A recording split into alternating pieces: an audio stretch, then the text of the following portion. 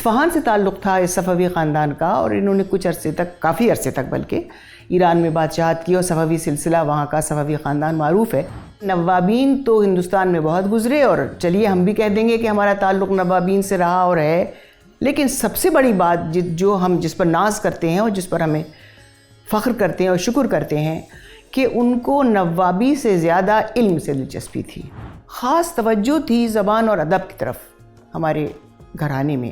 خصوصاً میرے والد نے، آج جو بھی انہی کی بدولت ہوں، میرے والد نے میری جو تربیت کی وہ شعر سے شروع ہوئی۔ اس زمانے میں مثنوی ہوا کرتی تھی، مثنوی زہر عشق، جی جی، جس کا پڑھنا شریف گھرانوں میں موجود تھا، اور لڑکی تو چھوڑیے، لڑکوں تک کو ممنوع تھا۔ لیکن میرے والد جس طرح کے اسکالر تھے، انہوں نے خود مثنوی زہر عشق لا کر مجھے دی اور کہا بیٹا پڑھو، یہ ایک لاجواب مثنوی ہے۔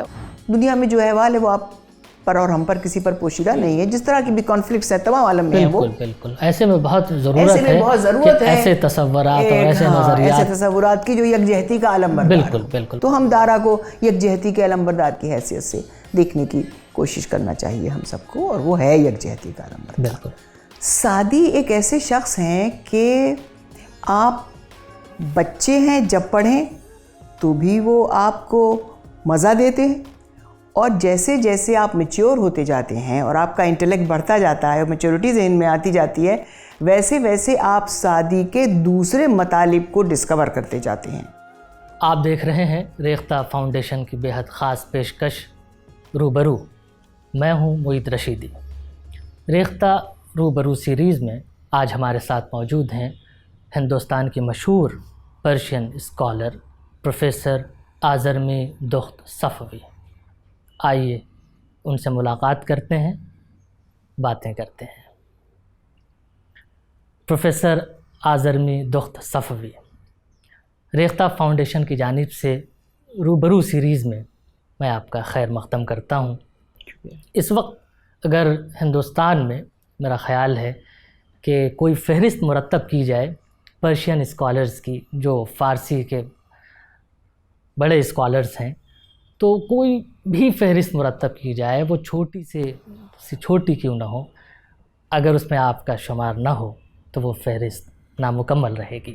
میں تو اس کو آپ کی ذرا نوازی سے ہی تعبیر کروں گی۔ اس کا سبب ہے، میں یہ جو باتیں کہہ رہا ہوں کہ ہندوستان سے باہر جو ہندوستان کے پرشین اسکالرز ہیں انہیں ریکگنائز کیا جاتا ہے تو وہ چند لوگ ہیں جنہیں ہندوستان سے باہر ریکگنائز کیا جاتا ہے، اور ان معدود چند شخصیات میں آپ کا شمار ہے۔ آج ہم ریختہ فاؤنڈیشن کی جانب سے آپ کے احوال کو بھی جانیں گے، زندگی کا جو سفر ہے اور جو ایکیڈمک جو آپ کا سفر ہے اس پر بھی باتیں کریں گے، اور ہندوستان کی فارسی، ایران کی فارسی، ریختہ اور طرز بے دل میں ریختہ، تو یہ جو مسائل ہیں ظاہر ہے یہ ہماری گفتگو کا یہ محور ہوں گے۔ لیکن یہ جو ہماری گفتگو کی ترتیب ہے، بہتر ہوگا اگر ہم آپ کے خاندانی، آپ کا جو پس منظر ہے وہاں سے ہم شروع کریں۔ تو جہاں تک مجھے علم ہے کہ محمد شاہ کے زمانے میں آپ کے اجداد ایران سے ہندوستان آئے تھے، اور عظیم آباد میں غالباً ان کا پہلا پڑاؤ تھا۔ بے شک۔ تو شاہ رحمۃ اللہ صفوی وہ آپ کے جد اعلیٰ ہیں۔ جی، تو کیوں نہ یہ گفتگو ہم یہاں سے شروع کریں۔ سب سے پہلے تو میں شکریہ ادا کرنا چاہوں گی ریختہ فاؤنڈیشن کا اور آپ کا کہ آپ نے مجھے یہ موقع دیا کہ میں آپ لوگوں کے روبرو ہوں اور کچھ اچھے موضوعات کے اوپر ہم لوگ اظہار خیال کریں ایک دوسرے سے۔ اب آپ نے شروع کرنا چاہا ہے میرے بزرگوں سے، تو میں فارسی کا ایک مصرع پڑھتی ہوں کہ نام نیکے رفتگاں ضائع مکن، جو لوگ گزر گئے ہیں ان کے نام کو نہ بھولو کبھی۔ تو بہرحال اس بات کو ایک خوش کہنا چاہیے اس کی طرح لے کر، ایک تبرک کی طرح لے کر میں آگے بڑھتی ہوں۔ اور جیسا کہ آپ نے کہا اصفہان سے تعلق تھا اس صفوی خاندان کا، اور انہوں نے کچھ عرصے تک، کافی عرصے تک بلکہ، ایران میں بادشاہت کی، اور صفوی سلسلہ وہاں کا صفوی خاندان معروف ہے، چونکہ صفویوں ہی کے زمانے میں سب سے زیادہ فارسی کے شعراء اور ادباء ایران سے ہندوستان آئے، چونکہ یہاں وہ دور مغل دور تھا۔ مغل دور کا جو تقریباً شروعات ہوتی ہے، صفوی دور کی شروعات ہوتی ہے، تقریباً ایک ہی زمانے میں ہوتی ہے، اور ہمایوں گئے تھے اور شاہ طہماسپ صفوی سے ہی مدد لے کر آئے تھے اور اپنی ہندوستان کی سلطنت کو دوبارہ حاصل کیا تھا، تو ان کے ساتھ بھی ایک جم غفیر وہاں سے ادبا اور شعراء کا ہندوستان میں قدم رنجہ کیا اس نے، اور پھر یہ سلسلہ جاری رہا۔ بہرحال جو میرے جد اعلیٰ تھے شاہ رحمۃ اللہ صفوی، وہ محمد شاہ کے زمانے میں دہلی آئے، اور دہلی سے ان کو جیسا کہ آپ نے فرمایا عظیم آباد جو اب پٹنہ کہلاتا ہے، اور جو اس زمانے میں دلی جو ایک شہر تھا عالم میں انتخاب، تو عظیم آباد کے بارے میں بھی ہم یہ بات کہہ سکتے ہیں کہ عظیم آباد بھی انہی شہروں میں اس کا شمار ہم کریں گے جو عالم میں انتخاب تھا، اور جہاں تصوف اور فرہنگ اور زبان یہ سب پنپتے تھے اور نشو و نما پاتے تھے، اور بڑی بڑی شخصیتیں یہاں گزری ہیں، بڑے بڑے صوفیاء یہاں گزرے۔ تو یہ عظیم آباد گئے پہلے، اس کے بعد وہاں سے یہ دہلی آئے، دہلی میں ان کو دیا گیا ایک عہدہ، اس کے اوپر یہ فائز رہے، پھر یہ لکھنؤ آئے، اور پھر لکھنؤ کے بعد شمس آباد آئے، اور وہ ہماری فیملی آج کے دن بھی شمس آباد ہی میں سکونت پذیر ہے، جو یو پی کا ایک چھوٹا سا قصبہ ہے فرخ آباد کے ضلع میں۔ آپ کے خاندان میں نواب دولہا ایک شخصیت گزرے ہیں، جی ذرا ان پر کچھ۔ ضرور، ایک شخصیت نہیں، انگریزی میں کہا جائے کہ 10 شخصیت، کیونکہ دیکھیے نوابین تو ہندوستان میں بہت گزرے، اور چلیے ہم بھی کہہ دیں گے کہ ہمارا تعلق نوابین سے رہا اور ہے، جو بھی آپ سمجھیے اس کو اب نوابین کی جسارت میں بھی، لیکن سب سے بڑی بات جو ہم جس پر ناز کرتے ہیں اور جس پر ہمیں فخر کرتے ہیں اور شکر کرتے ہیں کہ ان کو نوابی سے زیادہ علم سے دلچسپی تھی، اور تقریباً 18-20 تصنیفات اور تالیفات ولی محمد عرف نواب دولہا نے چھوڑی ہیں، جو فارسی زبان میں ہیں اور اردو زبان میں ہیں، اور اردو اور فارسی دونوں کے مکسچر میں بھی ہیں۔ اچھا جی، اس طرح ریختہ کہہ لیجئے اس کو ایک طرح سے آپ، یہ زمانہ بہرحال یہ زمانہ تو وہی ہے۔ تو یہ کتابیں انہوں نے چھوڑی اور اپنے پیچھے ایک علم کا پورا ورثہ چھوڑا، اور ان کی ایک بڑی یونیک کتاب ہے رسم دنیا۔ اس کتاب کو یعنی مینوسکرپٹ کی شکل میں ہے، اور انشاءاللہ اس کو کسی نہ کسی دن میں شائع کروں گی اس پر کام کر کے، جس میں وہ تمام رسومات جو اس زمانے کے زمیندار گھرانوں میں یو پی کے رائج تھیں، ان کا از مہد تا لحد ذکر ہے اس کتاب میں، نواب دولہا صاحب نے کیا ہے۔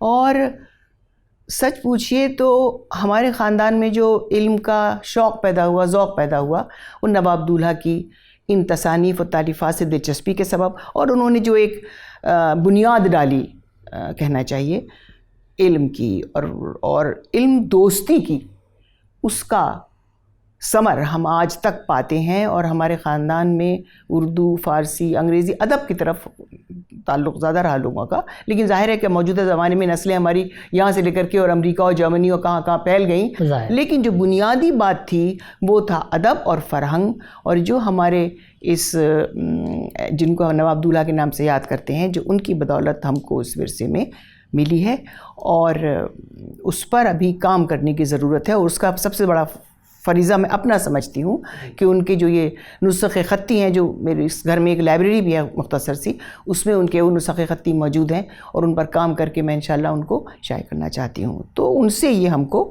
ملا، اور فارسی سے دلچسپی اور فارسی ادب سے دلچسپی بھی نواب دولہا ہی کی بدولت، اور کچھ اس خاندانی تعلق کی وجہ سے بھی جو ایران سے ہم کو تھا۔ بہرحال ہم ہندوستان میں آئے اور ہندوستانی ہیں، اب خدا کا شکر ہے، لیکن جو ماضی میں ہمارا فرہنگ رہا ایران کا، اس کو ہم نے بھلایا نہیں کبھی، بلکہ اس کو پریزرو کرنے کی اور اس کو برقرار رکھنے کی کوشش کی، اور خدا کا شکر ہے کہ ہمارے یہاں میرے والد محمد صادق صفوی جو علی گڑھ کے طالب علم رہے، ڈاکٹر ہادی حسن جو معروف پروفیسر تھے فارسی کے، ان کے شاگرد تھے میرے والد، پی ایچ ڈی میں ان کے ساتھ داخلہ لیا تھا انہوں نے، وہ فارسی کے بڑے اسکالر تھے، شاعر تھے، ان کی نظمیں، ان کی غزلیں ایران کے مجلوں میں شائع ہوتی تھیں۔ تو فارسی کا یہ ربط ضبط بلکہ پھر خبط کہیے جو ہم تک پہنچا، وہ ان لوگوں کی بدولت پہنچا ہے معید صاحب۔ آپ کے خاندان کی یہ جو علمی اور تہذیبی روایتیں ہیں، ظاہر یہ پورا سلسلہ رحمۃ اللہ صفوی اور پھر نواب محمد دولہا اور پھر صادق صاحب آپ کے والد، اور پورا علم کا ایک ورثہ موجود ہے، یہ خدا کا شکر کرتی ہوں۔ اس میراث کی حفاظت بھی ضروری تھی، جو آپ نے اسے یقینی طور پر سے آگے بڑھایا۔ تو یہ جو روایتیں ہیں، ذرا ان پر کچھ باتیں ہو جائیں۔ جی، اب روایتیں تو ایسی ہیں کہ خود ہمارے خاندان میں وہ روایت شاید اگلی جنریشنز تک رہیں یا نہ رہیں، ہم نہیں کہہ سکتے اس بات کو معید صاحب، لیکن بہرحال جو رہا اور جو ہم تک پہنچا اور جو ہم کوشش کرتے ہیں کہ اگلی جنریشنز تک پہنچے، خاص توجہ تھی زبان اور ادب کی طرف ہمارے گھرانے میں. خصوصاً میرے والد نے، آج جو بھی انہی کی بدولت ہوں، میرے والد نے میری جو تربیت کی وہ شعر سے شروع ہوئی. 6-7 سال کی تھی میں تو انہوں نے مثنوی اسر البیان کے اشعار یاد کروائے مجھے.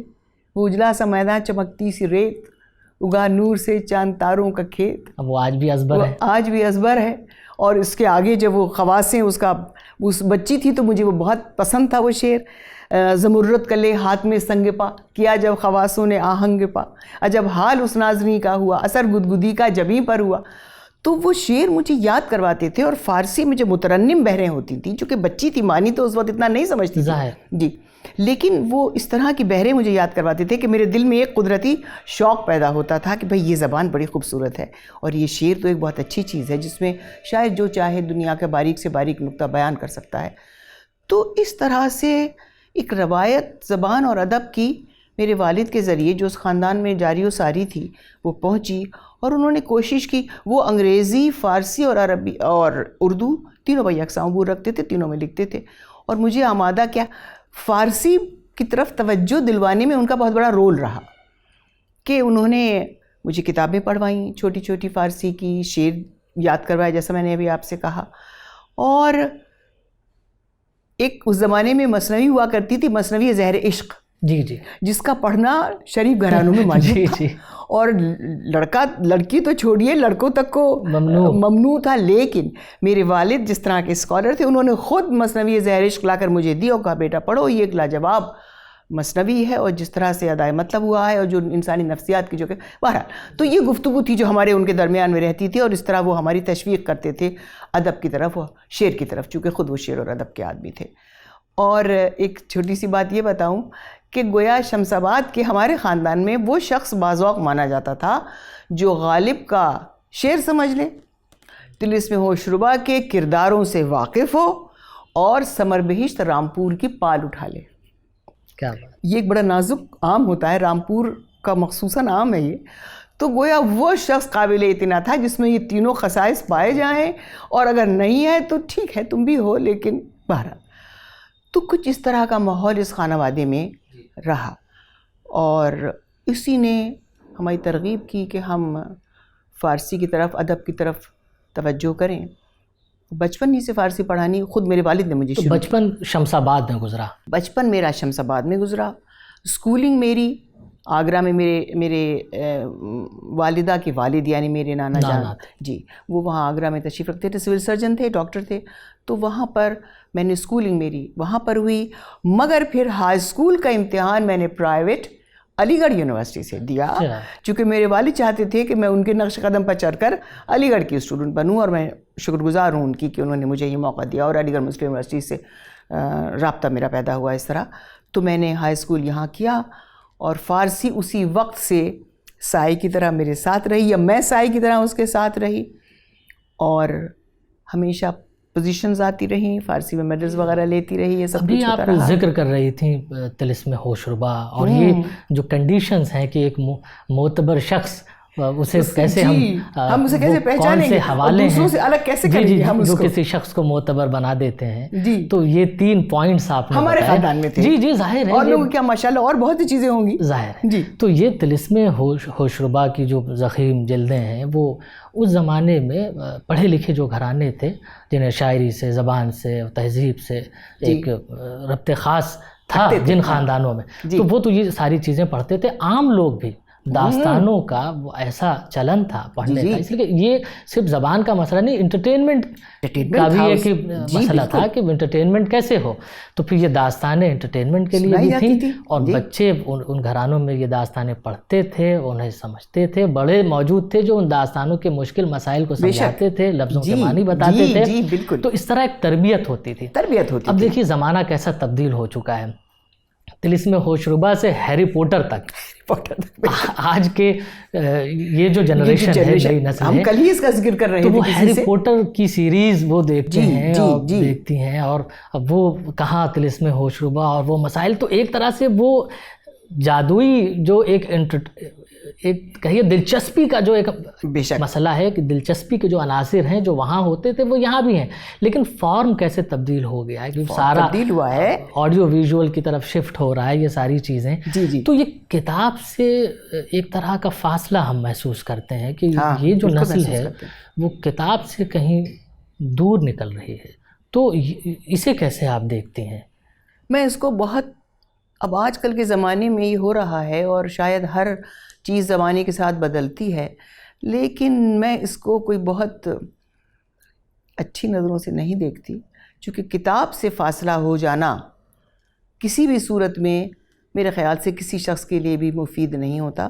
اور میں خود دیکھتی ہوں کہ اب سفر میں پہلے لوگ کتاب لے جاتے تھے، اب موبائل لے جاتے ہیں، چونکہ موبائل میں ایک دنیا آباد ہے، وہ جو چاہیں اسے پڑھ سکتے ہیں، دیکھ سکتے ہیں. اور میں اب بھی کتاب کے بغیر سفر کرنے کا تصور نہیں کر سکتی کہ میں کہیں جاؤں، خواہ وہ دلی تک ہی کیوں نہ جاؤں، لیکن میرے ساتھ ایسی کتاب نہ ہو کہ جس کو میں راستے میں پڑھوں، تو یہ میں تصور نہیں کر سکتی.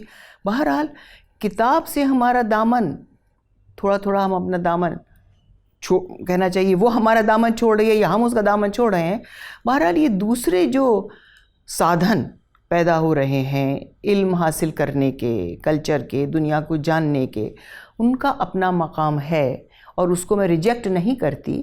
لیکن دل میرا اب بھی یہی چاہتا ہے کہ میں کتابوں کی خوشبو سونگھوں اور کتاب کو پڑھ کر اور محسوس کر کر اس کے مطالب کو سمجھوں، بجائے اس کے کہ میں ویکیپیڈیا پر وہ دیکھ لوں یا گوگل پہ سرچ کر کے دیکھ لوں. آج بھی میں صاحب تبریزی کو چاہوں گی کہ کسی تاریخ ادب کی کتاب میں دیکھوں، بجائے اس کے کہ میں ویکیپیڈیا پر اس کو دیکھوں. ظاہر تو یہ میں سوچتی ہوں پوری ٹریننگ وہی ہے بچپن سے، ٹریننگ وہی ہے بچپن سے. اب آج کل کے بچوں کی ٹریننگ کچھ اور طرح کی ہے، میں اس کو اپنے سے کم نہیں سمجھتی، لیکن بہرحال شفٹ آف ایٹیچیوڈز ہو رہا ہے اب، اور یہ ہوتا ہے، شاید یہ وقت کا تقاضا ہے، تو ہم اس کو ٹوٹل طور پر ریجیکٹ بھی نہیں کر سکتے. لیکن ہم اپنے وقت کے ساتھ ہیں اور اپنے وقت کے حساب سے ہم یہ کہتے ہیں کہ ہم کو کتاب کی خوشبو ہی زیادہ پسند ہے. ظاہر ہے وہ جو داستانیں ہائی اسکول کے زمانے میں شاید آپ نے یہ طلسم ہوش ربا جی فسانہ عجائب، طلسم ہوش ربا، یہ داستانیں وہ لیکن طلسم ہوش ربا کے ساتھ معاف کیجیے گا مرید صاحب، ہندوستان نے انصاف نہیں کیا. اگر یہ مغرب میں لکھی جاتی ہے کتاب تو اس پر اتنی ریسرچز ہو چکی ہوتی، اس کے کیریکٹرز کو اس طرح انٹروڈیوس کروایا جا چکا ہوتا. شیکسپیئر نے 2-3 جگہ پر سپر نیچرل کرداروں کا ذکر کیا ہے، بہت کم، لیکن کھرے کے کھرے اس کے اوپر لکھ دیے گئے. پک کا ایک کردار ہے اور اس طرح کے اور کردار ہیں.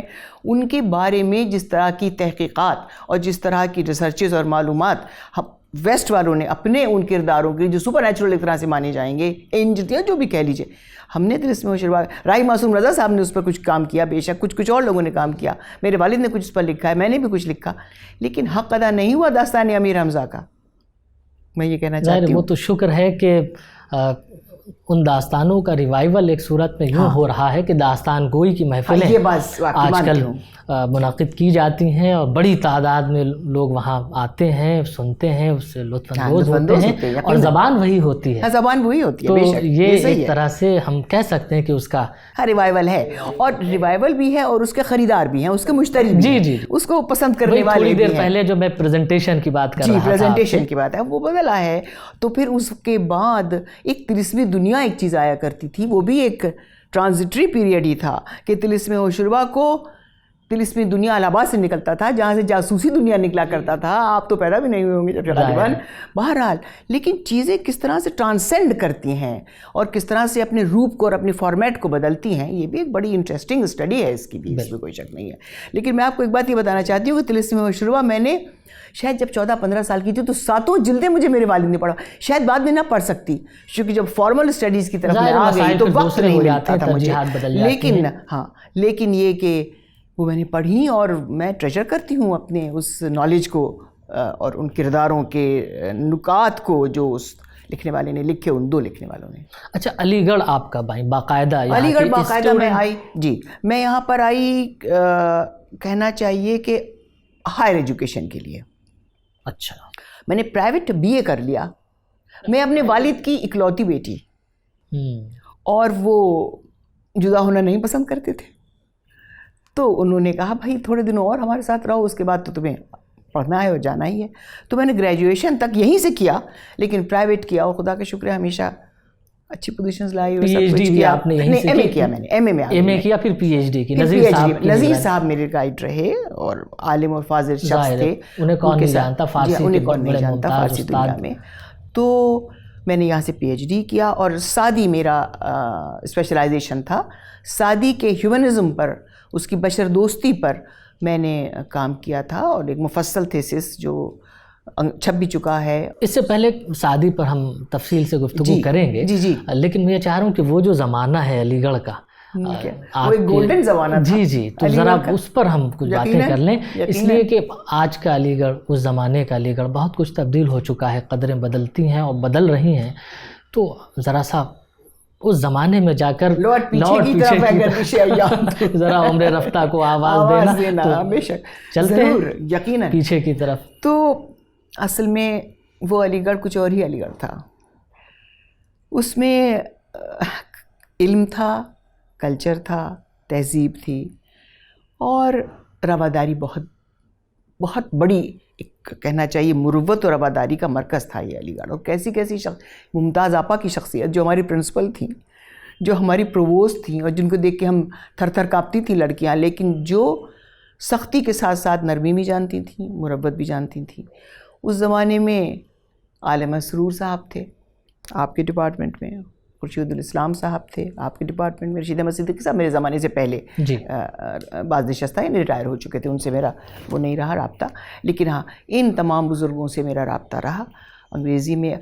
तो अलीगढ़ का उस्ताद उस ज़माने में सिर्फ सब्जेक्ट का उस्ताद अपने को नहीं समझता था, बल्कि वो अपने तालिब इल्म की तमाम ज़िंदगी का रहनुमा समझता था अपने आप को।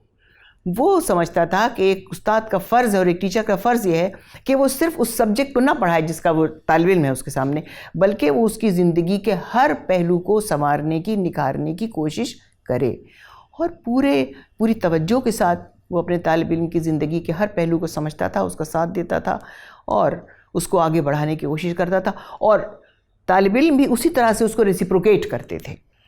वो समझते थे कि हमारा ये उस्ताद, कितनी भी खुद मैंने अपनी क्लास जब बाद में उस्ताद बनी तो 1974 जी हाँ 74 में मैंने ज्वाइन किया बतौर परमानेंट टीचर के। उससे पहले तो सब मराहिल से गुजरी, टेम्प्रेरी हुआ और फला, अब गेस्ट फैकल्टी उस ज़माने में नहीं होता था, लेकिन टेम्प्रेरी लेक्चर होता था। जी हाँ, तो वो सब किसी की छुट्टी पर काम किया, ये किया, बहरहाल रिसर्च स्कॉलर्स की तरह क्लासेस पढ़ाई, ये सब कुछ किया।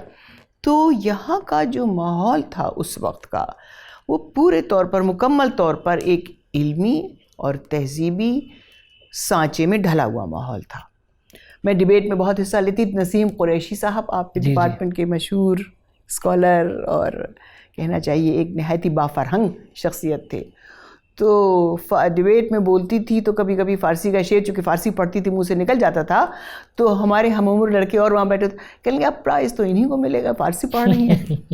नसीम कुरैशी साहब इस तरह के उस्ताद थे कि जो जौहर काबिल समझते थे। किसी भी, मैं अकेली अपनी बात नहीं कर रही हूँ, किसी भी तालिब इल्म के जौहर काबिल को अगर समझ लेते थे तो उसको आगे बढ़ाने की कोशिश करते थे और तुलबा भी उनका पूरा साथ देते थे इसमें कि वो जिस तरह की तरबियत करना चाहें उनकी तरफ से भी पूरा कोऑपरेशन होता था उस बात को आगे बढ़ाने का। तो अच्छा, जिक्र इन असातिज़ा का छिड़ा है तो मैं चाहता हूँ कि नज़ीर साहब के बारे में, प्रोफेसर नज़ीर अहमद, जो ज़ाहिर फ़ारसी दुनिया में बेहद आलिम, अमीर हसन आबदी, नज़ीर साहब और इस तरह अब्दुल वदूद अज़हर साहब, जी, ये बड़े नाम हैं। मैं चाहता हूँ कि नज़ीर साहब की शख्सियत पर अगर आप कुछ गुफ्तगू करें। बेशक, लेकिन वो हमारे दरमियान मौजूद नहीं है। वो हमारे दरमियान मौजूद नहीं है और मैं इस बात पर फ़ख्र करूं तो कम है, जितना फ़ख्र करूं कम है कि मैंने उनके साथ PhD किया और वो मेरे वालिद के दोस्त भी थे। तो उन्होंने कहा भाई तुम्हारी लड़की को मैं PhD करवाऊंगा, मैं करवाऊंगा। उन्होंने ख्वाहिश ज़ाहिर की इस बात की और मेरी तो दिली ख्वाहिश थी कि वो मेरे PhD में एनरोलमेंट नज़ीर अहमद साहब के साथ में हो। तो भाई नज़ीर अहमद साहब को मैं क्या बताऊं कि वो क्या चीज़ थे और किस किस्म की इल्मी रवायत को उन्होंने फ़रोग़ दिया है अपनी शख्सियत।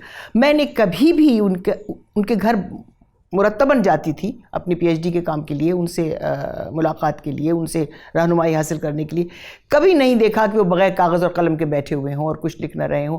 बीबी तुम क्या कर रही हो आज तक? उनके पास जाने से घबराता भी था तालिब इल्म, चूँकि पूछते थे वो कि तुम क्या काम कर रहे हो भाई, या क्या काम कर रही हो बीबी तुम। और उन्होंने मुझे बहुत کہنا چاہیے فارسی کے بارے میں اور قدیم فارسی کے بارے میں اس وقت ہمارے یہاں اولڈ پرشین کو جاننے والا صرف نذیر احمد صاحب تھے. تو انہوں نے وہ ہمیں کلاس میں پڑھائی اور فارسی میں شعری روایت کب سے شروع ہوتی ہے, کیسے شروع ہوتی ہے, اس کے اوپر ان کی گہری نظر تھی اور وہ ہم سب طلباء کو اس کے بارے میں اطلاعات دیتے رہتے تھے. یہاں سے لے کے ایران تک ان کا طوطی بولتا تھا جس کو کہتے ہیں. جی, ہادی حسن صاحب اور نذیر امیر حسن صاحب اور امیر حسن عابدی صاحب اور نذیر احمد صاحب, یہ دو گویا ایک درخشاں ترین شخصیات تھیں اس زمانے میں فارسی ادب کی.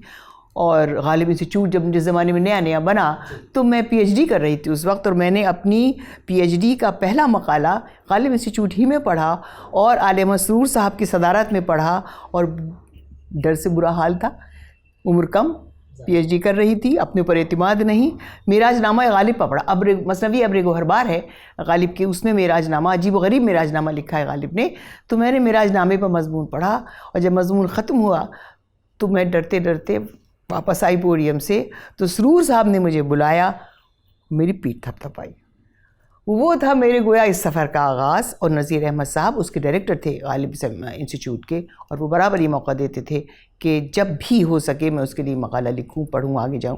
اور میں نے ان سے فرمائش کی. نذیر احمد صاحب نسخہ خطی پر کام کرتے تھے بہت زیادہ. فارسی کی جو ایک کہنا چاہیے میراث ہم کو ملی ہے ہندوستان میں, وہ خطی نسخے ہیں, وہ ان کا خاص میدان تھا. ان کی ایڈیٹنگ, ان کو شائع کرنا, ان پر ریسرچز کرنا.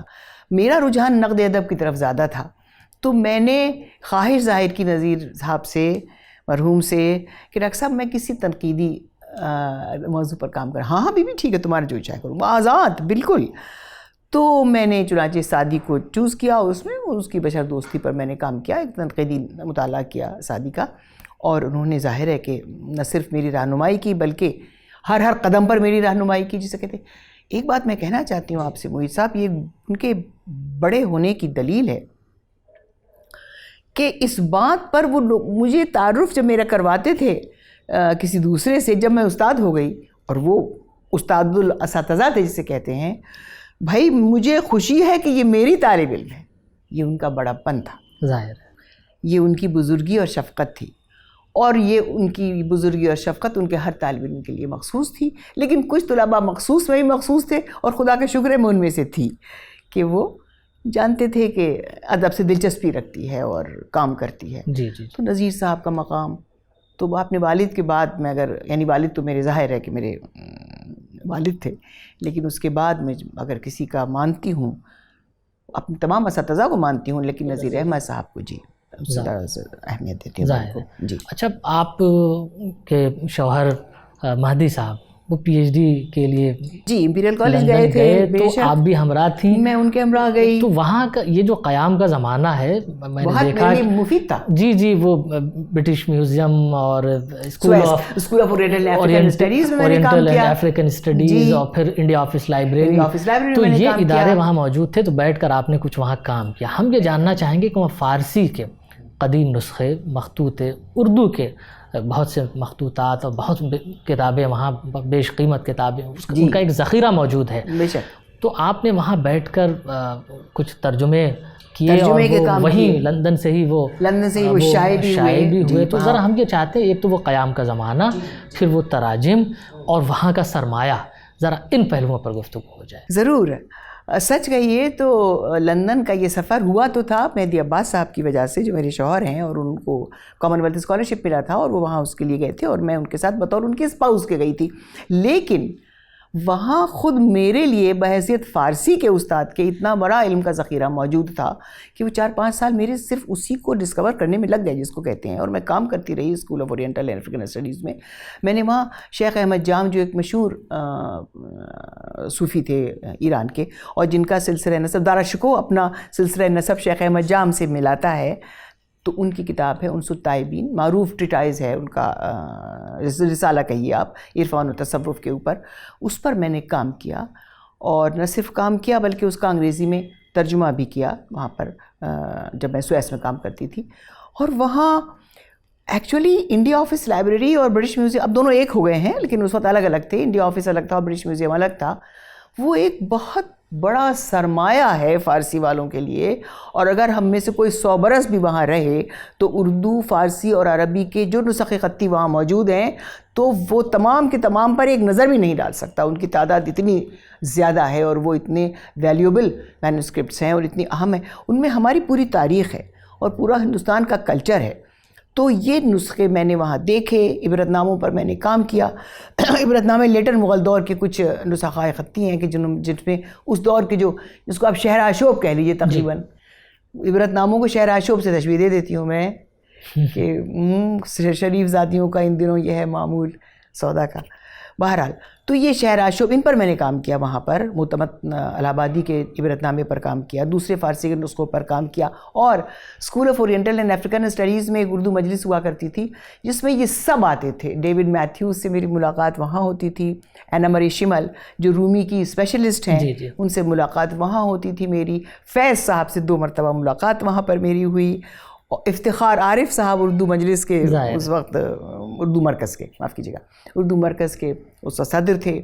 تو ان تمام لوگ، منیب الرحمان صاحب جو یہاں فارسی کے استاد تھے لیکن امریکہ چلے گئے، امریکہ میں خدا کے شکر حیات ہیں، ان سے میری ملاقاتیں برابر ہوتی تھیں اور کلچرل پروگرام اور لٹریری پروگرامز میں برابر شرکت کرتی تھی. پیپرز پڑھتی تھی، پیپر سنتی تھی، لوگوں سے انٹریکشن کرتی تھی. تو وہ میرے جو 4 سال لنڈن میں نے گزارے وہ میرے لیے بہت بیش قیمت ہیں اور بہت وہ اہم وقت تھا میرے لیے، چونکہ وہاں میں نے ان خطی نسخوں پر میری نظر پڑی فارسی کے کہ جو اب میرے لیے یہاں ممکن کم ہوتا ہے کہ میں ان کو دیکھ پاؤں اور ان کا تو ان سے حاصل کیا جائے. لیکن ظاہر ہے کہ وہ اکثر اتنی ان کی قیمت بھی بڑھ گئی ہے اب، تو ہم اس سے اتنا استفادہ نہیں کر سکتے. لیکن اس زمانے میں نے ان پر کام کیا اور وہاں پر چھپایا. تو وہ جو 4-5 سال میرے وہاں گزرے وہ میرے علمی سفر میں ایک اہم منزل مانتی ہوں میں اس کو اپنی، کہ جس سے میں نے بہت کچھ استفادہ کیا. وہ کون سے تراجم تھے؟ جو تراجم نہیں تھے، میں نے وہاں ترجمے کیے. اچھا. میں نے وہاں پرشین کے کچھ مینوسکرپٹس کو سلیکٹ کیا، ان کو ایڈٹ کیا، ان کو شائع کیا اور ان کو انگریزی میں ترجمہ کیا. دیکھیے بات یہ ہے کہ انگریزی آج کے دور کی زبان ہے. ظاہر اگر ہم چاہتے ہیں کہ ہماری جو ویلیوبل انفارمیشن ہے ہماری کلچر کے بارے میں یا تاریخ کے بارے میں وہ عام لوگوں تک پہنچے تو ترجمہ ہی اس کا ایک میڈیم اہم میڈیم ہے. تو اس کو نظر میں رکھتے ہوئے میں نے جن نسخوں پر کام کیا اسی کے ساتھ ساتھ میں نے اس کا انگریزی میں ترجمہ بھی کیا اور وہ وہاں پر لنڈن میں چھپا بھی، وہ انگریزی کا ترجمہ اس کا، اور فارسی کے نسخے بھی وہ چھپے وہاں کے اوپر. 3-4 نسخوں پر میں نے کام کیا، تقریباً 3 نسخوں پر کام کیا کہنا چاہیے، چونکہ وقت لگتا ہے کمپیریزن میں اور ان سب چیزوں میں. تو عبرت نامے پر میں نے کام کیا، انس الطائبین پر میں نے کام کیا، تاریخ احمدی پر میں نے کام کیا، اور اس کے شاہنامے کے کچھ نسخوں کے اوپر میں نے کام کیا جو یہاں اویلیبل نہیں تھے اور برٹش میوزیم میں اویلیبل تھے. اس پر میں نے کام کیا. تو اس طرح سے وہ دن میرے لیے بڑے اہم گزرے اور بڑے مصروف بھی گزرے، اور اس کا خدا نے مجھے یہی پھل دیا کہ میری کچھ پبلیکیشنز مزید بڑھ گئیں وہاں پر رہنے سے. سعدی شیرازی، آپ نے سعدی پر پی ایچ ڈی کی ہے، Saadi as a humanist and lyricist. ظاہر ہے سعدی کا مطالعہ پوری دنیا میں ہوا ہے، اور ایک طرح سے جن شعراء کو ہم بین الاقوامی کہہ سکتے ہیں، یقیناً جن کا شہرہ بین الاقوامی ہے، تو سعدی ان شعراء میں سعدی کا شمار ہوتا ہے.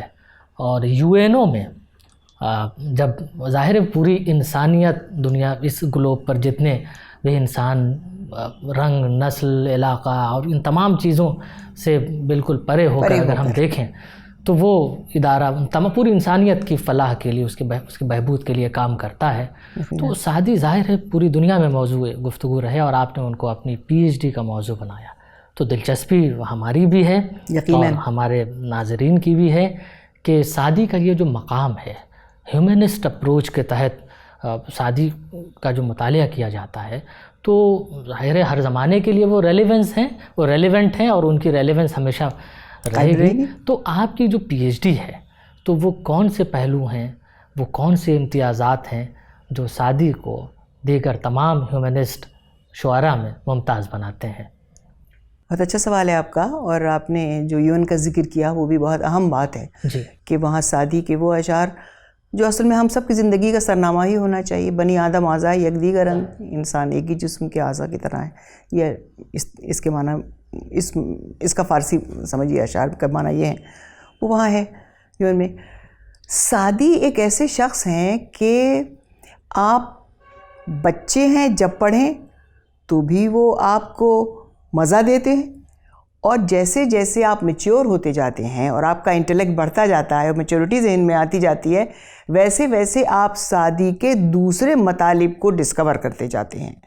تو کہنا چاہیے کہ سعدی کی فکر ایک یونیورسل فکر ہے کہ جو ابتدا سے لے کر کے آخر تک آپ کو اپنی نوعیت کی ایک اس زمانے میں، جس زمانے میں کہ ہم بات کر رہے ہیں، یعنی ہمارے یہاں خسرو تھے، وہاں پر سعدی تھے، تو جو فکر ہم کو سعدی کے یہاں، میں نے اصل میں کیا یہ ہے کہ ہم ہیومنسٹ اور ہیومینیٹیرینزم کو الگ الگ کیا ہے. میں نے ہیومینیٹیرین تو تقریباً ہر شاعری ہوتا ہے اور انسانیت پسند ہوتا ہے اور سب کچھ، لیکن ہیومنزم کا جو ایک فلسفہ تھا جو یورپ میں وجود میں آیا 14 سینچری میں، میڈیول پیریڈ میں یورپ میں، تو اس کی ایک خاص پہچان تھی اس ہیومنسٹ فلسفے کی. ان میں سے بھی دو طرح کے فلسفے تھے، ایک ایتھیسٹ تھا، ایک نہیں ایتھیسٹ تھا، ایک خدا شناس تھا، ایک نا خدا شناس تھا. ظاہر ہے کہ سعدی کا خدا شناس فلسفہ تھا.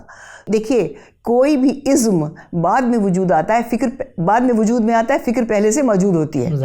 میرا کہنا یہ تھا کہ یورپ اس چیز میں، یورپ بھی اور ویسٹ کے دوسرے ممالک بھی اس میں ماہر ہیں کہ وہ اپنے کو سر فہرست رکھیں ہر چیز میں، کہ یہ ہم نے پہل کی، یہ ہم نے کیا، یہ فلسفہ ہمارا دیا ہوا ہے، یہ فکر ہماری دی ہوئی ہے، یہ آئیڈیالوجی ہماری دی ہوئی ہے.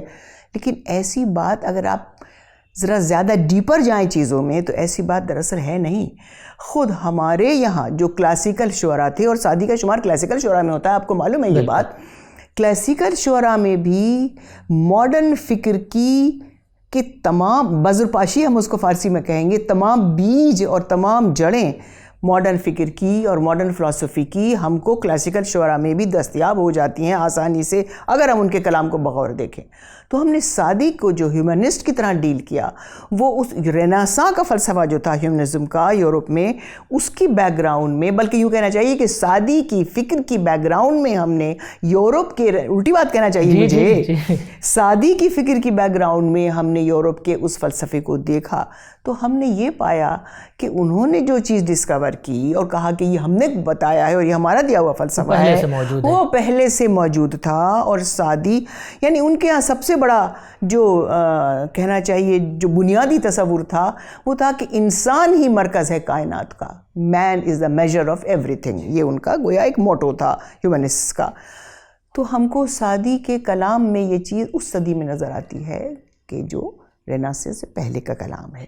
تو ہم نے سعدی کو اس صورت سے ڈیل کیا ہے کہ ان کی کلام میں ہم کو ماڈرن فلسفی کی، ماڈرن فکر کی کیا کیا چیزیں نظر آتی ہیں تاکہ ہم ان کو اس طرح سے انٹروڈیوس کر سکیں. ورڈ کو میں بہت معمولی مثال آپ کو دینا چاہتی ہوں.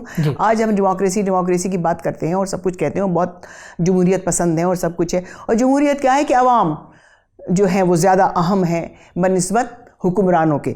جمہوریت کا فلسفہ تو یہی ہے کہ عوام زیادہ اہم ہیں بنسبت حکمرانوں کے. اور سعدی کا زمانہ کیا تھا؟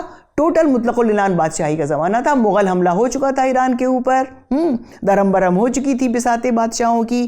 سعدی اس دور کی پیداوار ہے، منگول انویژن کے بعد کا سعدی ہے یہ. لیکن سعدی اپنی نظم میں، اپنی نثر میں یہ کہتا ہے کہ بادشاہ تم ہوشیار رہو. میں فارسی کا شعر پڑھتی ہوں آپ کی اجازت سے، اور چاہوں گی کہ آپ کے ذریعے سے یہ آپ کے سامعین تک پہنچے اور ناظرین تک پہنچے. ارشاد. سعدی فرماتے ہیں دیکھیے اس زمانے میں کوئی اتنی پبلشنگ ہاؤسز موجود نہیں تھے جو سعدی کا کلام چھپ چھپ کر کے بادشاہوں کے پاس پہنچا تھا. روبرو کھڑے ہو کے پڑھتا تھا بادشاہ کے دربار میں شاعر.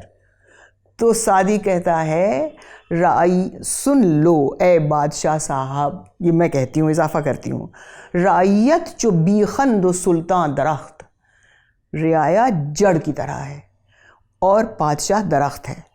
درخت اے پسر باشد از بیخ سخت، اور جان لو کہ وہی درخت مضبوط ہوتا ہے جس کی جڑ مضبوط ہوتی ہے. تو میں کہتی ہوں اس طرح کے آپ کو سعدی کے یہاں بیسیوں سینکڑوں اشعار مل جائیں گے جس میں اس نے عوام کو ترجیح دی ہے خواص کے اوپر، عامہ کو ترجیح دی ہے سلاطین کے اوپر، اور وہ دور سلاطین کا تھا. تو یہ جو اس کی فکر تھی، جو اس کی جرت، بوستا آپ نے نام سنا جی ہوگا، جی شاید جی پڑھا بھی جی، ہوگا آپ نے گلستان بوستا اور کو. بوستا. بوستا اس نے ابو بکر بن سعد ابن زنگی جو اس وقت شیراز کا حاکم تھا اس کو وہ کتاب ڈیڈیکیٹ کرتا ہے سعدی بوستا. اور ڈیڈیکیٹ کیا کرتا ہے کہ دربار میں کھڑے ہو کر گویا بادشاہ کو سرزنش کرتا ہے. کہتا ہے مرا تب زینو خواہاں نبود سرے مدحت پادشاہاں نبود.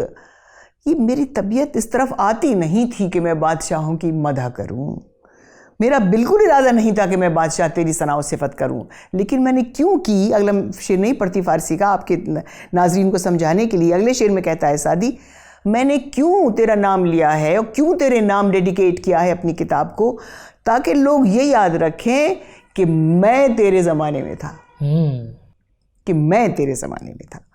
تو یہ جو ایک طرح کی یہ نوعیت ہے سعدی کی فکر کی کہ جو عوام کو ترجیح دے رہا ہے خواص کے اوپر، کہ جو انسانوں کو ان کے حقوق کا احساس دلوا رہا ہے.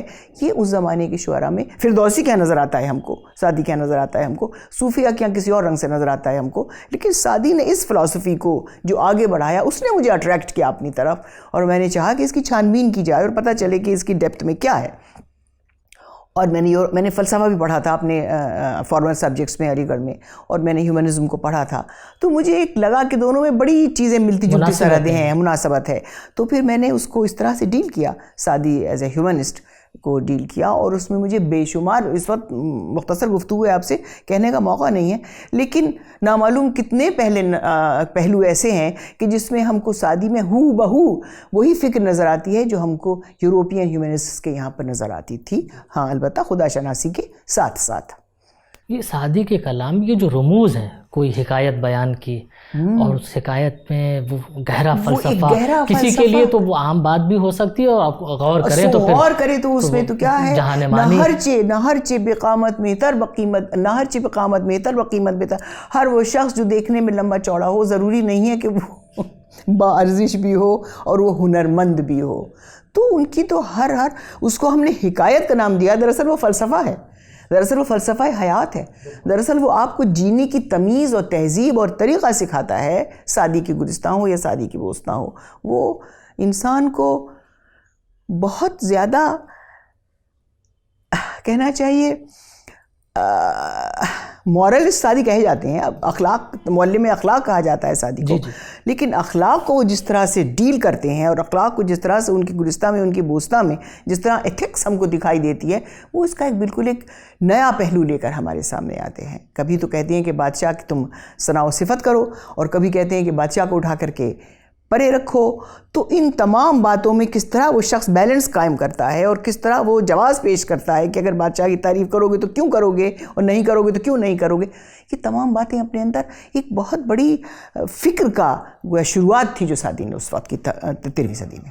اچھا، یہ جو حکائی لہجہ ہے جی، کہ حکایت کے انداز میں ہم اگر کوئی بات کرتے ہیں تو بہت اپیلنگ، ہاں دلچسپ لگتی ہے، وہ لگتی ہے اور فوراً دل میں اترتی ہے اور بات سمجھ میں آتی ہے، اس سے کنیکٹ ہوتے ہیں، دلچسپی پیدا ہوتی ہے، اور کہانی میں کوئی ایسا نقطہ، کوئی ایسا یہ آ جاتا ہے، بات آ جاتی، کوئی فلسفہ آ جاتا ہے کہ پھر آپ غور کریں تو پھر اس کے امکانات بہت، اس راستے پر آپ آگے تک دور تک بڑھتے چلے جائیے. تو سعدی کی جو حکایتیں ہم کہتے ہیں تو دراصل، کیا یہ حکائی لہجہ سعدی کے بعد یا سعدی کے معاصرین میں کسی اور نے اختیار کیا؟ بہت لوگوں نے، فارسی میں تو بہت، فارسی میں خود سعدی کی تقلید میں اور سعدی دوسروں کی تقلید میں یہ حکائی لہجہ وہاں موجود، تو بہت پرانا چلتا چلا رہا ہے. یہ تو آپ جب سے شروع کیجئے، جب سے ہندوستان سے پنچ تنترا لے گئے آ کر کے، وہ تو سنسکرت سے شروع کیجئے، ظاہر سنسکرت سے شروع کیجئے. سنسکرت کی پنچ تنترا کو برزوئی آیا اور برزوئی یہاں سے لے گیا سنسکرت کی کتاب. اس نے کلیلہ و دمنہ کے، آپ نے 100% نام سنا ہوگا، ماشاءاللہ پڑھے لکھے آدمی ہیں آپ. کلیلہ و دمنہ کے نام سے اس نے فارسی میں ترجمہ کیا، اور جب سے لے کے اب تک نہ جانے کتنی بار ترجمہ ہو چکا. تو یہ حکائی لہجہ وہاں سے شروع ہوتا ہے، اور ان حکایتوں میں رمز اور کنایا اور پند و نصیحت، پرانے لفظ نہ استعمال کیجئے، لیکن نئے گوشے، فکر کے نئے گوشے ان روایتوں، ان حکایتوں. دیکھیے نیریٹیو کی تو بڑی قسمیں، آپ اردو والے تو کہیں زیادہ جانتے ہیں اس کو. تو یہ حکایتیں ایک عجیب و غریب دنیا اپنے اندر رکھتی ہیں. ہم نے اس کو ڈسکور نہیں کیا ہے ابھی ٹھیک سے، اس کے نیریٹیو کو، حکایت کے، اور اس کو کبھی روایت کہہ دیتے ہیں، کبھی کہانی کہہ دیتے ہیں، کبھی داستان کہہ دیتے ہیں، کبھی کسی اور طرح کی اس سے نام اس کو منسوب کر دیتے ہیں.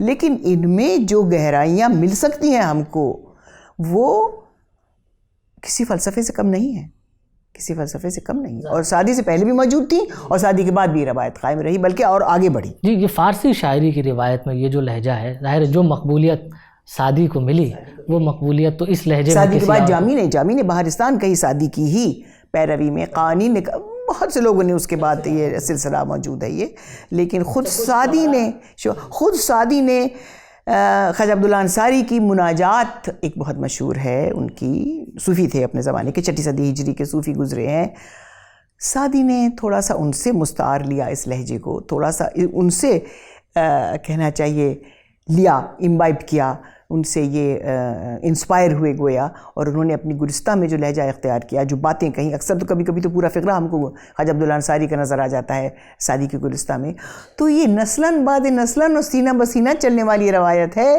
ادب کی، کہ جو بہت مضبوط روایت اور بڑی مضبوط روایت ہے، تو اس پر غور و فکر مزید کرنے کی ضرورت ہے، غور و فکر۔ اب انقلاب اسلامی کے بعد 1979 میں انقلاب اسلامی ہوا ہے ایران میں، اس کے بعد کے شعراء اور اس کے بعد کے لکھنے والے اب پیچھے بھی نظر ڈال رہے ہیں۔ اس زمانے میں تو ماڈرنزم کا زور ہو گیا تھا نا بھائی، جی ظاہر ہے اس پر بھی ہم ذکر کریں گے، باتیں کریں گے، باتیں تو ہیں بہت، لیکن وقت کا دامن بہت تنگ ہے۔ بہرحال تو پرانی چیزوں پر اگر ہم نئی نظر ڈالیں اس کی سخت ضرورت ہے، خصوصاً کلاسیکی ادب کے لوگوں کو جس میں فارسی کا شمار ہوتا ہے۔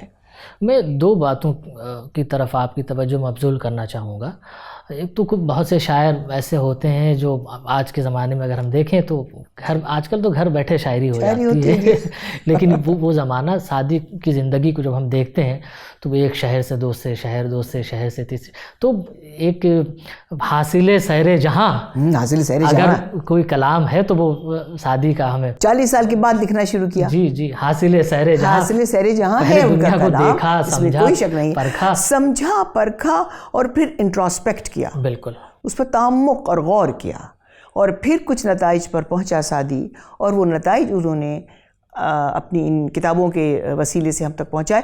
اور سعدی کے قصائد سے کبھی بے خبر نہ رہیے گا، عجیب و غریب قصائد ہیں وہ، جی عجیب، قصیدہ ہم کیا سمجھتے ہیں، کھڑے کو تعریف کر دی بادشاہ کی، سعدی نے اپنے قصیدوں میں ایسے ایسے نکتے بیان کیے ہیں اور ایسی چیزوں کی طرف ہماری توجہ دلوائی ہے کہ وہ ایک نئی کیٹیگری قصیدے کی قائم کرتا ہے۔ سعدی کا قصیدہ میری نظر میں تو، چونکہ اس سے پہلے اور اس کے ہوتا تھا، لیکن اس نوعیت سے نہیں ہوتا تھا جس نوعیت سے سعدی کے قصیدے ہم دیکھتے ہیں۔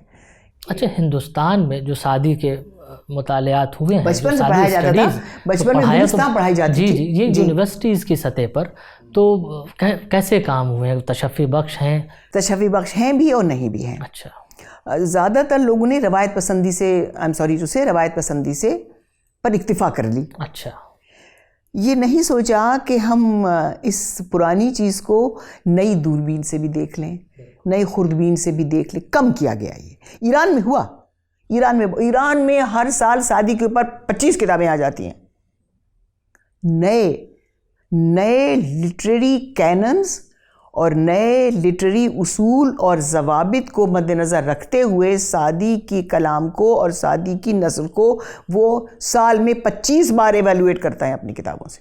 ہمارے یہاں تھوڑا کم ہوا ہے کام، اتنا زیادہ نہیں ہوا ہے، اور ہونا چاہیے، اور یقین ہے کہ آئندہ نسل آپ کی جیسی نوجوان ضرور اس کے اوپر دھیان دیں گے اور توجہ کریں گے اس بات کی طرف، اس کی ضرورت ہے ہم کو شدید۔ اب دارا شکوہ کی طرف ذرا چلتے ہیں، اس قریبی لنک ہے، وہ بھی ہیومنسٹ تھا جی۔ اور ابھی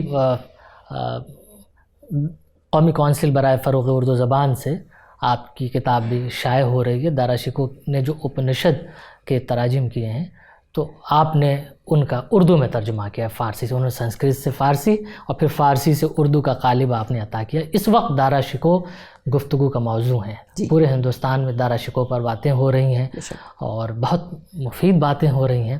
تو یہ جو ایک ڈسکورس ابھی قائم ہوا ہے دارا شکوہ کی خدمات پر، تو اس میں یہ کتاب یقیناً ایک اہم حوالہ اور ایک اہم اضافہ ثابت ہوگی۔ تو اس حوالے سے اگر کچھ گفتگو ہو جائے۔ شکریہ بہت بہت آپ کا کہ آپ نے امید ظاہر کی کہ انشاءاللہ، میں بھی امید کرتی ہوں، کیونکہ اردو میں اس کا ترجمہ ہوا نہیں ہے، پوری سر اکبر کا ترجمہ جستا کبھی کبھی کسی نے کیا ہے، اور اگر سچ پوچھئے تو ہم سعدی سے اس کا لنک قائم کر سکتے ہیں دارا شکوہ کا، چونکہ سعدی نے بھی کیا کہا ہے، بنی آدم اعضائے یک دیگر انت، کہ در آفرینش ز یک گوہر انت، کہ تمام انسان ایک جسم کے اعضاء کی مانند ہیں، چونکہ آفرینش میں ایک ہی خمیر سے گوندھا گیا ہے۔ بالکل۔ تو کز محنت دیگران بھی غمی، نشایت کے نامت نہند آدمی، تو اگر دوسروں کے دکھ سے بے نیاز ہے تو اس لائق نہیں ہے کہ تجھ کو آدمی کا نام دیا جائے۔ یہ فلسفہ سعدی کا تھا، اور دارا شکوہ بھی اسی فلسفے کو لے کر آگے بڑھتا ہے کہ دنیا کا ہر مذہب، ہر قوم اعتبار اور احترام کے لائق ہے، تمہارا اپنا مذہب جو بھی ہو، لیکن دوسروں کے مذاہب کو بھی غور سے دیکھو، ان کو سمجھنے کی کوشش کرو، ان کا تقابل اگر کر سکو تو اپنے مذاہب سے کرو، اور دیکھو کہ کیا آیا۔ دارا نے کچھ کامن چیزیں پائی تھیں عرفانی، اسلام عرفانی اور اپنشد اور ویدانتا کی تعلیم میں۔ شنکراچاریہ کا جو ویدانت تھا اس کی جو تعلیمات تھیں ان میں، اور اسلامک مسٹسزم میں، عرفان اسلامی میں دارا کے بقول بہت سی چیزیں کامن اس کو نظر آئی تھیں، اور ان کا اس نے مجمع البحرین میں گویا ایک تقابلی مطالعہ کیا ہے، اور پہلا تقابلی مطالعہ ہے مذاہب کا، کمپیریٹیو لٹریچر، کمپیریٹیو ریلیجن اس کو ہم اور آپ آج کہتے ہیں، لیکن اس دور میں یہ اصطلاح بھی نہیں تھی۔ دارا پہلا شخص تھا کہ جس نے اس طرف قدم بڑھایا۔ تو سر اکبر میں اس نے 52 اپنشد کا ترجمہ وہ کرتا ہے، اور یہ ظاہر کرتا ہے اپنی خواہش کہ میں یہ سمجھتا ہوں کہ میرے اس ترجمے، یہ میں نے اپنا ترجمہ، بڑی پتے کی بات کہتا ہے وہ، میں نے یہ ترجمہ مخصوصاً اپنے خاندان والوں کے لیے کیا ہے کہ وہ اس کو پڑھ کر سمجھیں۔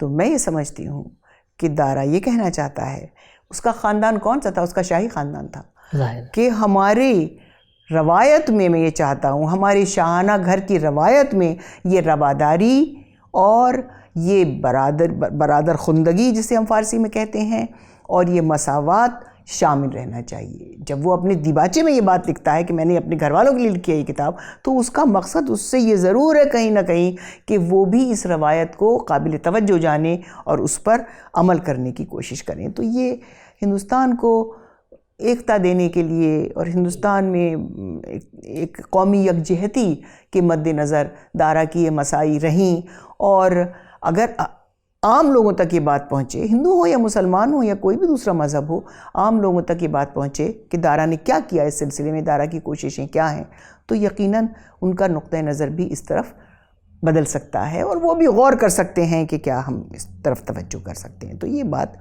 دارا کی، یہ اور دارا شکوہ کی آج کل ہم کو دنیا میں جو احوال ہے وہ آپ پر اور ہم پر کسی پر پوشیدہ نہیں ہے، جس طرح کی بھی کانفلکٹس ہیں تمام عالم میں ہیں، وہ بالکل ایسے میں بہت ضرورت ہے ایسے تصورات اور ایسے نظریات، ایسے تصورات کی جو یکجہتی کا علم بردار ہو۔ بالکل تو ہم دارا کو یکجہتی کے علم بردار کی حیثیت سے دیکھنے کی کوشش کرنا چاہیے ہم سب کو، اور وہ ہے یکجہتی کا علم بردار۔ تو بہرحال یہ اپنشد کا ترجمہ انشاءاللہ چھپ کر آئے گا تو اردو والوں تک بھی پہنچے گا، اور یہ ضروری کام تھا، بلکہ ضروری تھا شاید، میرے بھی خیال بلکہ ڈیو تھا ڈیو تھا، صحیح کہتے ہیں آپ، ڈیو تھا یہ کام، ڈیو تھا کہ اردو جیسی زبان میں اس کا ترجمہ نہ ہو، جبکہ اردو ہمارے اسی کلچر کی، ایکچولی اسی یکجہتی کی علم بردار اردو زبان بھی ہے۔ بالکل تو پھر اس میں تو ترجمہ ہونا ہی چاہیے، ضروری تھا۔ اب میں آپ کی ایک کتاب کی طرف آپ کی توجہ مبذول کراؤں، ریولیوشن اینڈ کریٹیوٹی۔ 1979 کے انقلاب اسلامی کے بعد کی جو تخلیقیت ہے ایران کی، ظاہر بہت کچھ تبدیل ہو گیا تھا۔ تو اس کتاب کا پیش لفظ حامد انصاری صاحب نے تحریر فرمایا ہے۔ تو یہ انقلاب اسلامی کے بعد کی جو تخلیقیت ہے، خاص طور پر یہ کتاب جس چیز کو ڈسکلوز کرتی ہے، ہم چاہتے ہیں کہ ذرا ان پہلوؤں پر گفتگو۔ ضرور، میں اس میں مجھے دلچسپی ہے، کیونکہ انقلاب اسلامی کے بعد اصل میں ادبیات میں بھی انقلاب آ گیا، اور میں نے اس میں 3 چیزوں کو مد نظر رکھا ہے: آرٹ، فلم اور لٹریچر۔ فلموں میں بھی تبدیلی آ گئی ٹوٹل، آرٹ میں، پینٹنگز میں، اسکیچز میں، اس میں بھی تبدیلی آ گئی ٹوٹل، اور لٹریچر میں تو آ ہی گئی۔ تو میں نے اپنی اس کتاب میں کمپیریزن سے ایک طرح سے کیا ہے کہ اسلامک ریولوشن سے پہلے، یعنی 1979 سے پہلے، گو کہ جدید فارسی ادب اور جدید فارسی شعر وجود میں آ چکا تھا، قاجاری دور میں وجود میں آ چکا تھا، 19ویں صدی کے شروع میں ہی وہ تقریباً ایک طرح کی شکل اختیار کر چکا تھا، لیکن اب انقلاب اسلامی کے بعد اس نے مزید، مثلاً وہ ایک نئی صنف ایجاد کر دیتا ہے انقلاب اسلامی، آپ اردو والے آدمی ہیں, آپ کو غزل حماسی یعنی جنگی غزل. غزل اور جنگ میں آپ بظاہر تضاد پائیں گے, لیکن ان کے شعراء نے ایک نئی صنف ایجاد کی, اس کا نام ہے غزل حماسی, جنگی غزل جسے ہم اور آپ اردو میں کہہ سکتے ہیں. اور انہوں نے پورا استعارہ, پورا تلازمہ جنگ کی تعبیرات سے بھی لیا اور پھر جنگی تعبیرات میں ٹرانسفر بھی کیا جو روایتی استعارہ تھا. مثلا لالے کا پھول ان کے نزدیک اب شہداء کا لہو ہے, مثال دی میں نے آپ کو. اور اس طرح کے بے شمار استعارے بدل کر انہوں نے اس کو انقلابیت کے رنگ میں ڈھالا. شعر مثنوی در مثنوی کا رواج ہوا. مثنوی در احمد عزیزی کی مثنوی در مثنوی, کفشائے مکاشفہ اس کی مشہور مجموعہ ہے مثنویوں کا. اور مثنوی در مثنوی خسرو کے یہاں تھا, مثنوی میں وہ غزل بھی ڈال دیتے تھے اور کبھی کچھ اور. خسرو تھے. تو انقلاب اسلامی کے بعد اس طرح اصناف ادب میں بھی چینج ہوا ہے. اور خصوص یہاں وہ موقع آ گیا کہ اب تک فارسی میں نثر نظم سے پیچھے رہتی تھی. شعر فارسی کا حاوی رہا ہے, آپ کو بھی معلوم ہے یہ بات, ہمیشہ حاوی رہا. انقلاب اسلامی کے بعد نثر آگے بڑھ گئی فارسی سے, شعر سے. چونکہ جس طرح کی آپ کو اس سے دلچسپی ہوگی, خاص اور آپ کے سننے والوں کو اور دیکھنے والوں کو بھی دلچسپی ہوگی کہ جس طرح کا فکشن اور جس طرح کی شارٹ سٹوری, داستان کوتاہ جسے ہم آپ افسانہ کہتے ہیں, جسے آپ یا داستان نہیں کہیں گے آپ اس کو, آپ داستان کسی اور طرح سے کہتے ہیں ہم لوگ, فارسی میں اسے داستان کوتاہ کہا جاتا ہے. تو جو شارٹ سٹوری اب لکھ رہی ہیں عورتیں وہاں کی یا مرد وہاں کے, وہ ایک ٹوٹلی ڈفرینٹ استعارہ اور ایک بالکل ڈفرینٹ نیریٹو ہے ان کہانیوں کا, ان شارٹ سٹوریز کا, جو اس سے پہلے کبھی ایران میں وجود نہیں رکھتا تھا. یہ ایک امیزنگ تبدیلی. تمام کے تمام سوشل ایشوز ہیں, تمام کے تمام عورتوں کے ایشوز ہیں, تمام کے تمام کلچرل ایشوز ہیں, تمام کے تمام ایران کی شناخت کے ایشوز ہیں.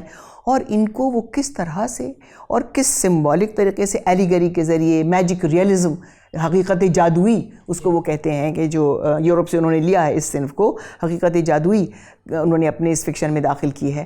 کس طرح سے اس کے ذریعے سے یہ اپنی بات کو پورے طور پر, مکمل طور پر رمز کے ذریعے, کچھ بھی آپ کہہ لیجئے پرانی اصطلاح میں, عوام تک پہنچایا انہوں نے. تو شارٹ سٹوری جو ہے, it has now taken over the poetry after the Islamic Revolution in Iran. تو یہ ایک بہت بڑا چینج آیا ہے وہاں کے اوپر, بہت بڑا چینج آیا ہے. فلموں کی بات ہم نہیں کرتے, وقت نہیں آپ کے پاس, اور آرٹ کی بات نہیں کرتے, ہمارا ادب سے تعلق ہے اس وقت آپ کی گفتگو میں.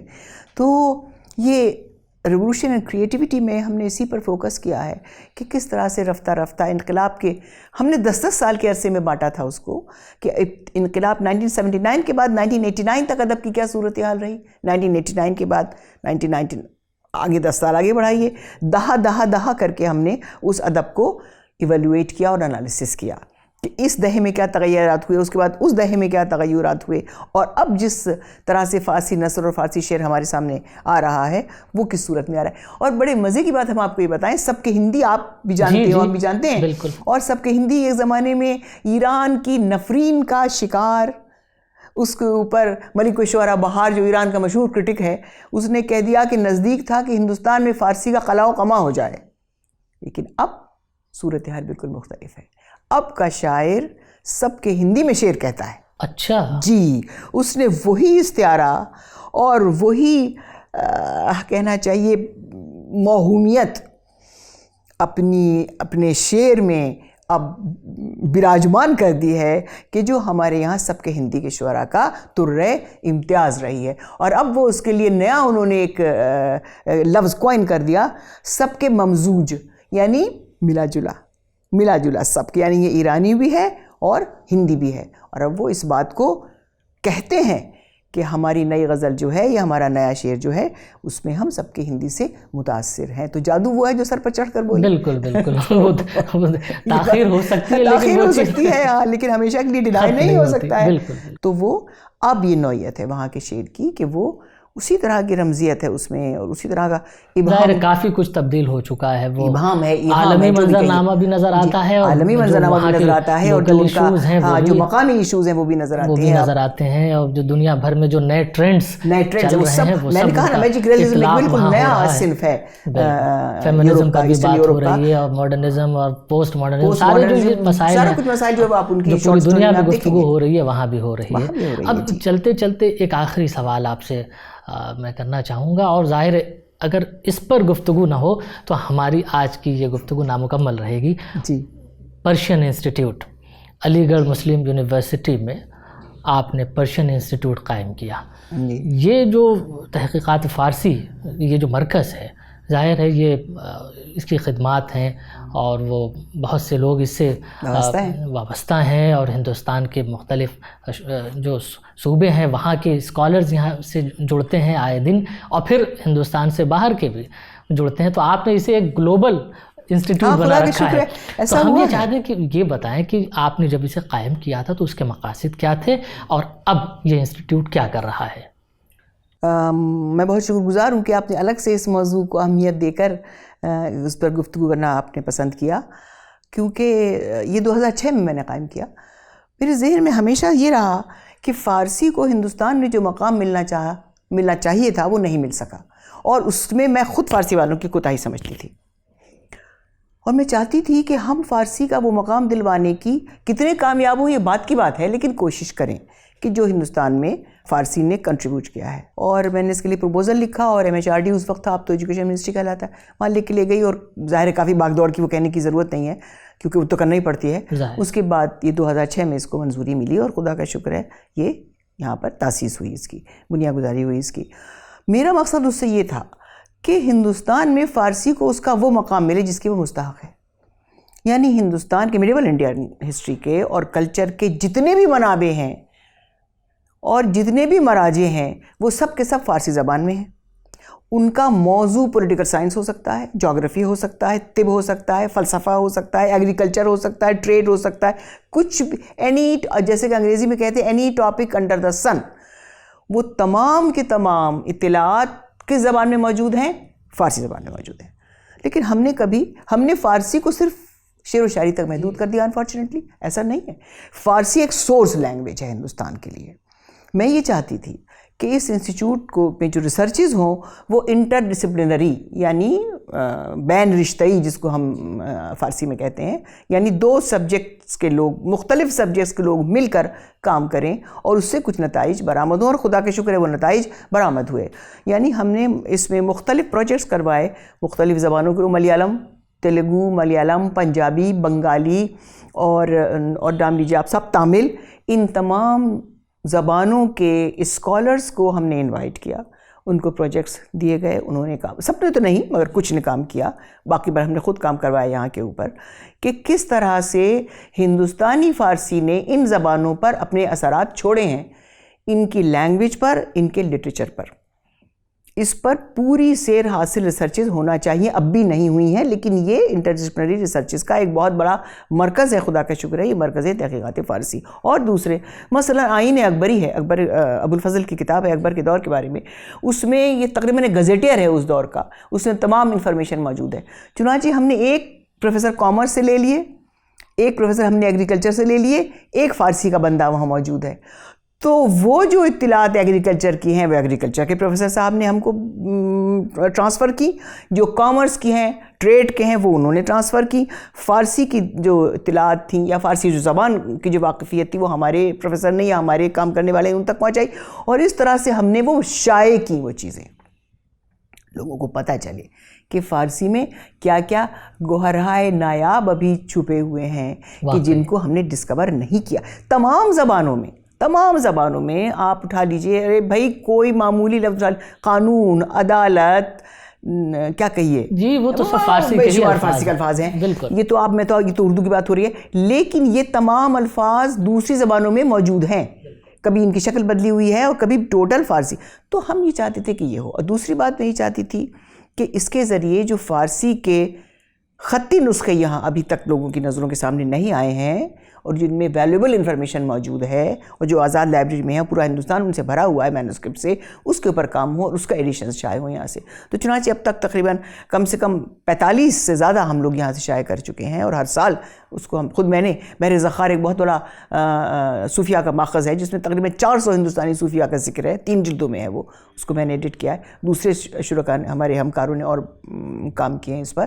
اور خدا کا شکر ہے کہ یہ مرکز اب ایک بین الاقوامی شکل اختیار کر چکا ہے، اور ایک سینس آف سیٹسفیکشن مجھے ضرور ہوتا ہے کہ خود ایران، جاپان سے کام کرنے والا یہاں آتا ہے، جرمنی سے، ابھی ہم نے جرمن ایک اسکالر آئی تھی اس کا لیکچر کروایا تھا، وہ لوگ یہاں آتے ہیں اور کام کرتے ہیں. اور ایران میں تو اس کا کافی چرچا ہے، خدا کا شکر ہے.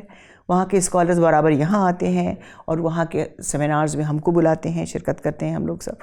تو یہ ایک طرح کا یونیک سینٹر میں اس کو مانتی ہوں کہ کیونکہ اس طرح کی ریسرچز کم ہو رہی ہیں، دوسرے اداروں میں ہو رہی ہیں تو بہت کم ہے، معدود چند ہوں گی شاید. بہرحال اس کا تھرسٹ جو تھا وہ اسی طرف تھا کہ ہندوستان میں فارسی کا جو کنٹریبیوشن رہا ہے اس کو خاطر خواہ طور پر عام لوگوں کے سامنے لایا جائے، اور یہ انسٹیٹیوٹ اسی کے لیے قائم ہوا اور اسی نہج پر اب بھی یہ کام کر رہا ہے. بہت سی کتابیں یہاں سے شائع ہوئی ہوں گی، تقریباً ہم لوگ 75-85 کے قریب یہاں کم عرصے میں اتنی کتابیں ہم لوگ شائع کر چکے ہیں، جس میں کہ مینوسکرپٹس بھی شامل ہیں، اس قسم کے انٹر ڈسپلنری پروجیکٹس بھی شامل ہیں، انڈیپینڈنٹ کام بھی کروایا ہے لوگوں سے. ہم نے فلاں چیز کے اوپر آپ کام کیجئے تو اس پر انہوں نے کام کر کے ہم کو دیا، ریسرچ کر کے انہوں نے دیا، وہ ہم نے چھاپی. ہمارے یہاں کی پبلیکیشنز تو 80 سے کم نہیں ہے اس وقت، 75 یا 80 کے قریب پبلیکیشن ان محدود سالوں میں. اچھا، مخطوطہ شناسی کا بھی کوئی کورس یہاں موجود ہے یا پھر کوئی ایسا انتظام موجود ہے کہ وہ اب تو خط پڑھنے والے بہت کم لوگ رہ گئے ہیں؟ بہت کم، پرانا اور جو کم سے کم ہوتے چلے جا رہے ہیں. ایران کلچر ہاؤس والے یہ کورس کرواتے ہیں دلی میں، تو ہم لوگوں نے یہاں نہیں کروایا کبھی اس کورس کو، چونکہ خط شناس کم ہیں اب ہمارے پاس، لیکن ہم باہر سے بلا بھی سکتے ہیں اس میں. لیکن اس کی ضرورت ہے کہ ہم مخطوطہ شناسی یا مینوسکرپٹولوجی جو کہلاتی ہے اس کا ایک کورس، تھوڑا بہت پرشین ڈپارٹمنٹ شاید انہوں نے کچھ شروع کیا لیکن ابھی خاطر خواہ طور پر نہیں ہوا ہے. اس کی ضرورت ہے کہ علی گڑھ مسلم یونیورسٹی میں کم سے کم ایسا کورس شامل ہو جس میں کیلیگرافی کے جو مختلف سٹائلز ہیں، خطاطی کے جو مختلف سٹائلز ہیں پرانے وقتوں کے نسخے جس میں لکھے گئے ہیں، اس کو پڑھنے والے اب کوئی نہیں بچیں گے اگر ہم نے ٹرین نہیں کیا، نئے جنریشن کو ٹرین نہیں کیا. تو اس کا یہ بھی ایک اینگل ہے کہ ان نسخوں پر کام کرنے والے بہرحال اس خط کو پڑھنے کی کوشش کریں گے اور اس راہ پر آگے بڑھیں گے. آپ منسٹری آف کلچر کے ٹیگور فیلوشپ پر کام کر رہے ہیں، یہ بہت اہم اعزاز ہے، پریسٹیجیس فیلوشپ ہے جو آپ کو یہ عنایت کیا گیا. اور اس فیلوشپ میں آپ جو ہندوستان کی تاریخ سے متعلق جو کتابیں ہیں، جو مخطوط ہیں، جو کام ہوا ہے، ان پر آپ کی محنت جاری ہے. تو میں یہ جاننا چاہتا ہوں کہ یہ ہندوستان کی تاریخوں پر یہ جو آپ کام کر رہی ہیں اس منصوبے کے تحت، ذرا اس کا تعارف ہو جائے. جی، سب سے پہلے تو میں یہ کہنا چاہوں گی کہ پہلی مرتبہ کسی فارسی کے اسکالر کو، فارسی کا اسکالر اتنا خوش قسمت ہوا ہے کہ اس کو ٹیگور نیشنل فیلوشپ دیا گیا ہے. کبھی نہیں دیا گیا تھا کسی فارسی کے اسکالر کو. بہرحال یہ بڑا پریسٹیجیس اسکالرشپ ہے اور میں سمجھتی ہوں میرے لیے اعزاز کی بات ہے. اعزاز مجھے پریزیڈنٹ آف انڈیا کا ایوارڈ بھی ملا ہے، لائف اچیومنٹ ایوارڈ بھی ملا ہے ایران سے، لیکن وہ ایوارڈز کی بات ایک دوسری بات ہے، علمی بات ایک دوسری بات ہے. جی ہاں، تو یہ اس کے تحت ہم نے کچھ نسخے رامپور رضا لائبریری کے چنے ہیں، کیونکہ وہ ایک بہت بڑا مخطوطوں کا ذخیرہ ہے وہاں کے اوپر، کہ جو خصوصاً اتر پردیش جو ہے، یو پی جسے ہم کہتے ہیں، کی تاریخ اور کلچر سے مناسبت رکھتے ہیں. چونکہ رامپور اتر پردیش میں واقع ہے تو ہمارا جو گویا نوڈل انسٹیٹیوشن ہے وہ رامپور رضا لائبریری ہے، اس سے ہم کانٹیکٹ میں رہتے ہیں اور وہاں کے نسخوں پر ہم کام کر رہے ہیں.